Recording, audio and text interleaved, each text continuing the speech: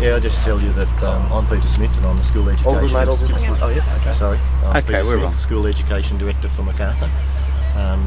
There was a tragedy on the weekend, as you're aware, and our position at the moment is that we're placing appropriate measures in place to support the students, the staff and the family where possible, and we're offering all our condolences and keeping the family in our prayers as is appropriate at this time. When you say putting all the everything in place, what do you mean? What does it mean? Well, our focus is on the children and the staff who are obviously grieving at this stage, and we have brought in counsellor teams and they are working with the children. We're having year assemblies and we're providing access and ongoing support and counselling to the kids so that over the days coming we'll hopefully help them to go through that grieving process. So at those assemblies, is it really just about being really open and talking? What do you do to get... Well, the assembly, we're limited in what we know, so our focus is to try and inform the kids as much as we can, to be open and honest, but it's more about letting them handle the grief of the situation.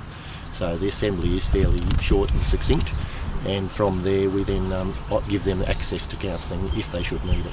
When you say sort of inform them as best you can, what can you say to them? Can you just look Not down, a lot. down the centre, thank you. Yeah, for it? not a lot. Our view is that the investigation is ongoing with the police, and we don't have all that much information.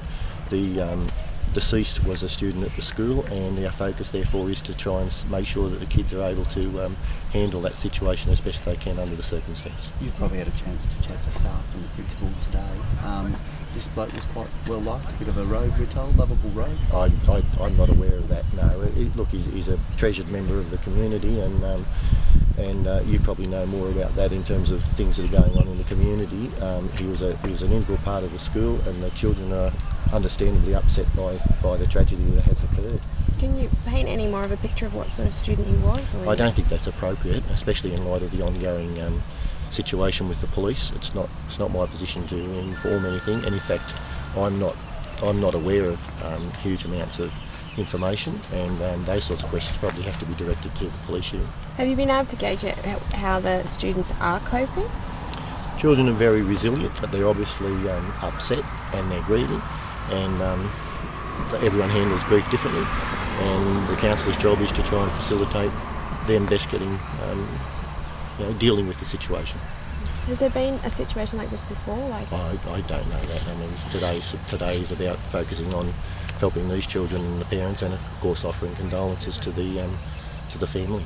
In terms of counselling, there are a number of counsellors? Yeah, there's a team of counsellors here, and sort of, both for staff and students. And how does it work? Would a student themselves sort of say, look, I'd like to have a chat, or are the students each individually sort of spoken to? They can self-refer, but we certainly made them aware of the situation and the availability of those counsellors, and on a needs basis they will access counselling throughout the day and ongoing into the week if need be. It'll be available as long as is necessary. Have some students not come to school today, just spending time with their children? I wouldn't know that, I'm sorry. Okay. We're dealing with what is here and focusing on those children. So How big's the school? Is it a large school? it's a normal sized high school, and 600, 700, 800, 900? I'd just say.